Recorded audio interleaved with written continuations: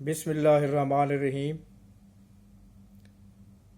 नवाज़ ख़ान बाबा views YouTube channel की जानिब से आप सब लोगों को हमारा सलाम कबूल हो। अस्सलामु अलैकुम। हमें उम्मीद है कि आप सब लोग जहाँ जहाँ भी हैं अपने अज़ीज़ व अकारिब, अपने दोस्त अहबाब, अपने रिश्तेदार, अपने अहल खाना, अपने ख़ानदान के दूसरे लोगों के साथ बख़ैर व आफ़ियत भी होंगे और खुश व खुर्रम भी होंगे।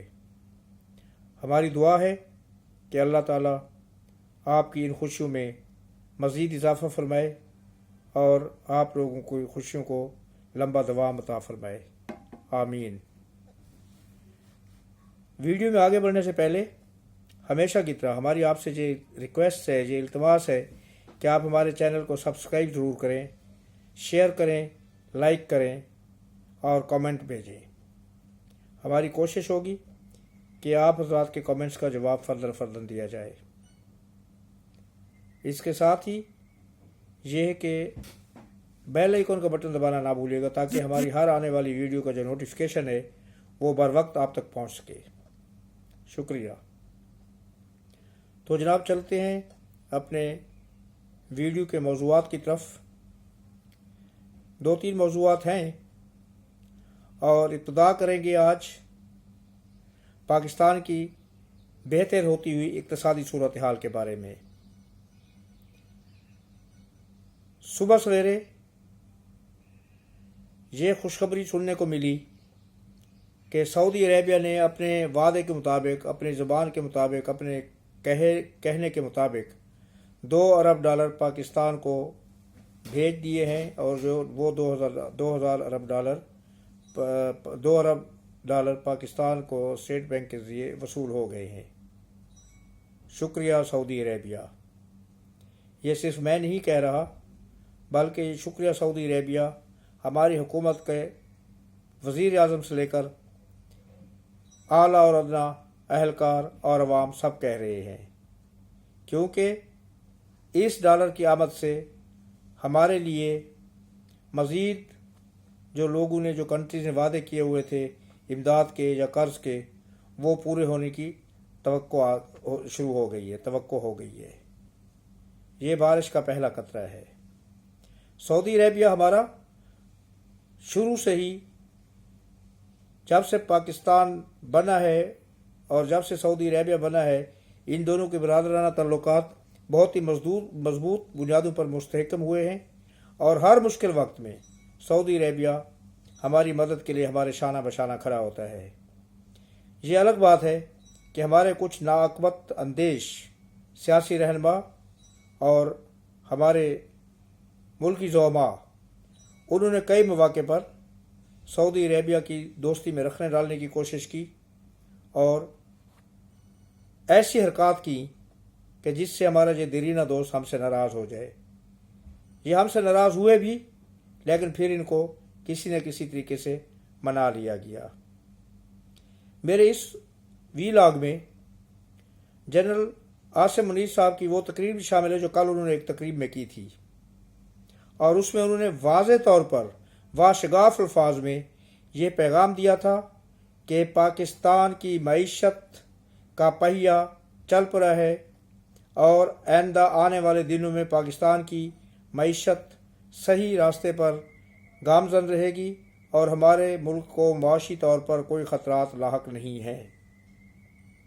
और हम इस बयान की हिमायत भी करते हैं और इस पर एतबार भी करते हैं, इस पर भरोसा भी करते हैं, इस पर यकीन भी करते हैं। उसकी वजह यह है कि ये किसी सियासी रहनुमा का सियासी मसलियतों से भरा हुआ बयान नहीं है। ये एक एटमी मुल्क की ताकतवर फौज के सिपा सलार का बयान है और ये बयान किस बुनियाद पर दिया गया है? इसलिए कि पाकिस्तान के अवाम के साथ साथ हमारी जो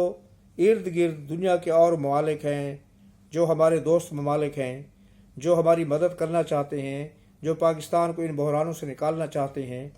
वो भी हमारी सियासी क़यादत पर भी एतबार करते हैं। इसमें कोई शक नहीं है کہ وہ نواز شریف پر بھی اعتبار کرتے ہیں، وہ شہباز شریف صاحب پر بھی اعتبار کرتے ہیں، وہ آصف زرداری پر بھی بھروسہ کرتے ہیں، وہ بلاول بھٹو پر بھی بھروسہ کرتے ہیں، لیکن ان کا پختہ یقین اور اعتماد اور بھروسہ جو ہے وہ ہماری فوج کے سپہ سالار پر ہو، چاہے وہ کوئی بھی ہو، اس پر ہوتا ہے۔ کیونکہ معاشی تنزلی جو ہوتی ہے وہ کس وقت ہوتی ہے؟ جب ملک کے اندرونی اور بیرونی حالات مستحکم نہ ہوں اور ان میں کوئی استحکام نہ ہو، وہ کمزوری کا شکار ہو، اور اندرونی اور بیرونی استحکام لانے میں مسلح افواج کا ایک اہم کردار ہوتا ہے۔ اس لیے جب یہ کہا جاتا ہے مسلح افواج کے سپہ سالار کی جانب سے، تو ایسی کسی بھی چیز کے بارے میں جب کوئی بیان دیا جاتا ہے تو اس کو بہت سنجیدگی سے لیا جاتا ہے اور لوگ اس پر بھروسہ کرنے کے لیے تیار ہوتے ہیں۔ ارد گرد کے جو ہمارے دوست ممالک کے سربراہان ہیں وہ اس چیز کو حتمی اور حرف آخر سمجھتے ہیں کہ ہاں آج یہ جو بات کی جا رہی ہے اس میں یقیناً سچائی ہے اور ایسا ہی ہوگا۔ حاضرین، میں آپ کو ایک بات بتاتا چلوں کہ یہ امداد ہمیں آج پہلی دفعہ نہیں مل رہی، لیکن جن حالات میں مل رہی ہے وہ حالات پہلی دفعہ پیدا ہوئے۔ ایک سابق رہنما کی ناعقبت اندیشی کی وجہ سے ہمارا ملک یہاں تک پہنچا، معاشی طور پر بھی، معاشرتی طور پر بھی، ثقافتی طور پر بھی، اور ایز اے متحد نیشن کے طور پر بھی ہمارا ملک تباہی کے دہانے پر پہنچا۔ لیکن میں سلوٹ کرتا ہوں ہماری مسلح افواج کے سربراہ کو اور ہماری حکومت کے سربراہ کو کہ انہوں نے انتہائی دانائی اور دانشمندی کے ساتھ حالات کو سمجھا اور اس کو سنبھالنے میں سنجیدگی کا مظاہرہ کرتے ہوئے صحیح سمت میں صحیح فیصلے کیے، بر وقت فیصلے کیے، درست وقت پر درست فیصلے کیے، اور جس کی وجہ سے آج ہم پھر ایک دفعہ دنیا کے سامنے اپنے قدموں پر کھڑے ہو کر سر اٹھا کر جینے کے قابل ہو رہے ہیں۔ اگرچہ اس میں تھوڑا ٹائم لگ رہا ہے، لیکن جو حالات پیدا کر دیے گئے تھے اس کے مقابلے میں یہ وقت کوئی زیادہ اہمیت نہیں رکھتا۔ انشاءاللہ یہ وقت جلد گزر جائے گا اور ہم پھر ایک مضبوط ملک کے طور پر ابھر کر دنیا کے نقشے پر سامنے کھڑے ہوں گے۔ دوسرا اہم موضوع جو ہے وہ رشیا سے تیل کی ترسیل ہے۔ رشیا سے آئل کے 2 کارگو ہمارے آ چکے ہیں اور ہماری ریفائنریز میں ان کو ریفائن کرنے کا عمل جاری ہے۔ ان 2 کارگو کی آمد سے نہ صرف یہ کہ پاکستان کا جو بیرونی امپورٹ کا بل ہے، تیل برآمد جب ہم کرتے ہیں اس کا جو بل ہے، جو ہم باہر سے تیل منگواتے ہیں اور اس کو $US میں پیمنٹ کرتے ہیں، اس کا جو بل ہے وہ کم ہوا ہے، کیونکہ یہ آئل ہمیں روس کی طرف سے 30% ریڈیوس ریٹس یعنی کہ 30% کم نرخوں پر ملا ہے۔ اور پھر جو ایک بہت ہی اہم بات ہے وہ یہ ہے کہ ہم نے اس تیل کی ادائیگی ڈالر میں اپنی جیب سے نہیں کی۔ اس آئل کی پیسوں کی جو ادائیگی ہے وہ ہمارے ایک اور دیرینہ اور اچھے دوست، اچھے ہمسائے ملک چائنا نے کی ہے، اور یہ ادائیگی ڈالرز میں نہیں بلکہ چائنا کی کرنسی یوان میں کی گئی ہے۔ تو اس سے جو ڈالر کا بڑھتا ہوا پریشر تھا ہماری معیشت کے اوپر وہ کم ہو گیا ہے، اور وہ بوجھ جو ہے ہمارے گردنوں کو جھکا رہا تھا وہ کم ہو رہا ہے اور ہماری گردنیں سیدھی ہونے کے قابل ہو رہی ہیں۔ یہ میں انتہائی مصدقہ اطلاع آپ لوگوں کو دے رہا ہوں کہ یہ دونوں جو کارگو تیل کے آئے ہیں اس کی ادائیگی چائنا نے کی ہے۔ تو اس کا مطلب یہ ہے کہ چائنا نے، سعودی عربیہ نے جو وعدے ہماری معیشت کو مستحکم کرنے کے لیے کیے تھے وہ وعدے انہوں نے الحمدللہ پورے کر دیے ہیں، اور وہ انتہائی سنجیدہ ہیں اس معاملے میں کہ پاکستان کو ایک دفعہ پھر معاشی طور پر اپنا کھویا ہوا مقام حاصل کروانا چاہیے، اور وہ اس سلسلے میں کسی بھی اس سے گریز نہیں کر رہے، اور وہ اس کی مدد میں کوئی دقیقہ فروگزاشت نہیں کر رہے، کوئی دقیقہ نہیں چھوڑ رہے۔ اللہ کرے کہ ہم بھی اس قابل ہوں کہ اپنے دوستوں کی مخلصانہ کوششیں جو ہو رہی ہیں ہمارے ملک کو مستحکم کرنے کی، ان میں ان کا ساتھ دے سکیں اور برابر میں اس کو ایکنالج بھی ہم کر سکیں۔ تیسری جو وی لاگ کا موضوع ہے وہ عمران خان نیازی۔ اب پی ٹی اے کے بانی کے بارے میں جب میں کوئی بات کرتا ہوں تو اس کو میں آخر پر اس سے کرتا ہوں کہ اب میرے نظریے ان کی اہمیت ختم ہوتی جا رہی ہے۔ وہ ایک چلے ہوئے کارتوس کی حیثیت رکھتے ہیں، یا وہ اس بوڑھے ہانیہ گیدڑ کی طرح ہیں کہ جو بڑھاپے میں اب جو بچہ کھچا شکار ہوتا ہے شیر کا کھایا ہوا وہ بھی نہیں کھا سکتا، کیونکہ نہ دانت کام کرتے ہیں، نہ پنجے کام کرتے ہیں، نہ اس کے ناخن کام کرتے ہیں۔ اس لیے اب ان کا موضوع جو ہوتا ہے اس کو میں آخر پر جگہ دیتا ہوں اپنے ویلاگ میں۔ ان کے بارے میں دو خبریں ہیں، ایک ان کے لیے اچھی خبر ہے اور ایک بری خبر ہے۔ بری خبر یہ ہے کہ الیکشن کمیشن نے اس میں جو ان کی ہیئرنگ ہو رہی ہے، الیکشن کمیشن نے ان کو آج بھی غالباً کل بھی بلایا ہوا تھا اور آج بھی، تو اس میں اسد عمر، فواد چودھری ڈبو اور بانی پی ٹی تینوں شامل تھے، مگر ان تینوں میں سے کوئی وہاں پر سماعت کے لیے پیش نہیں ہوا۔ ہاں البتہ اسد عمر نے، ان کے وکیل نے ان کے استثناء کی اپیل کی، درخواست کی، جس کو منظور کر لیا گیا اور انہیں ہدایت کی گئی کہ وہ استثناء کی درخواست جو ہے وہ جمع کرائیں۔ لیکن ان کو حضرت ڈبو جو 100 میٹر کی سپرنٹ ریس اگر دوڑیں تو میرے خیال میں اول آئیں گے، ان کا مظاہرہ آپ لوگ گزشتہ چند ہفتوں کے دوران ان کی دوڑ سے لگا چکے ہیں، اس مظاہرے کو دیکھ چکے ہیں۔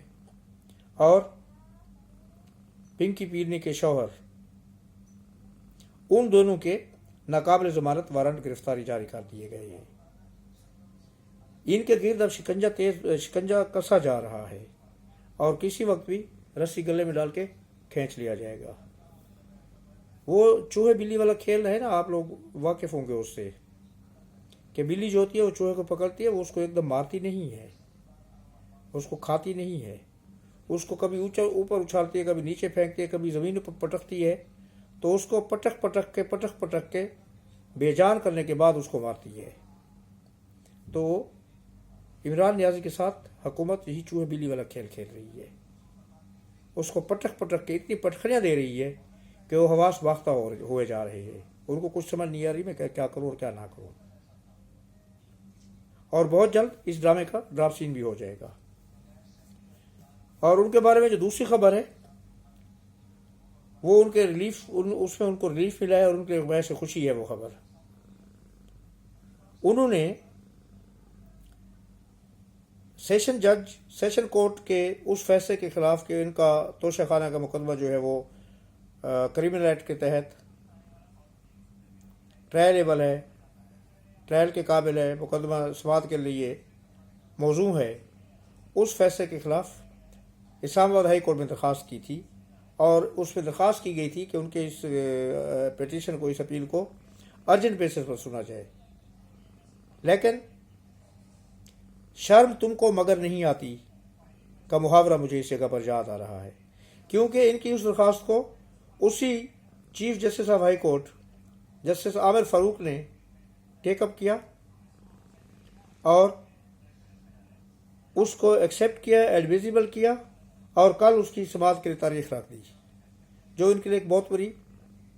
ریلیف کی بات ہے، کیونکہ پی ٹی اے یہی چاہ رہی تھی کہ کل ہی سماعت ہو جائے، کیونکہ کل ہی چیف الیکشن کمیشن نے، جو الیکشن کمیشن کا ٹریبیونل ہے، انہوں نے بھی ان کو بلایا ہوا ہے۔ تو اب اگر کل کی سماعت کے بعد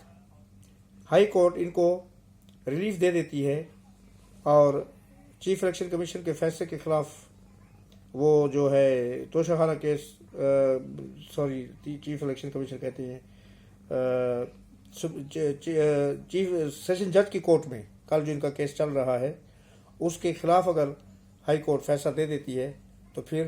ان کو سانس لینے کی مہلت مل جائے گی، بریدنگ سپیس مل جائے گا، فیس سیونگ مل جائے گی، اور ان کا وہ مقدمہ فی الحال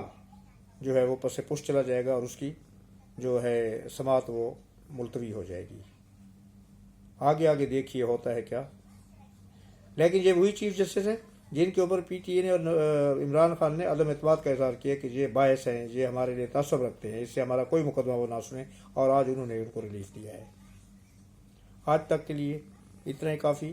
یا زندہ صحبت باقی، تو نیکسٹ ویلاگ کے ساتھ بہت جلد آپ کی خدمت میں حاضر خدمت ہوں گا انشاءاللہ۔ اللہ پاک آپ کو اپنے حفظ و امان میں رکھے، اللہ پاک آپ کو اپنی حفاظت میں رکھے۔ اللہ حافظ، اللہ نگہبان، السلام علیکم اور شکریہ۔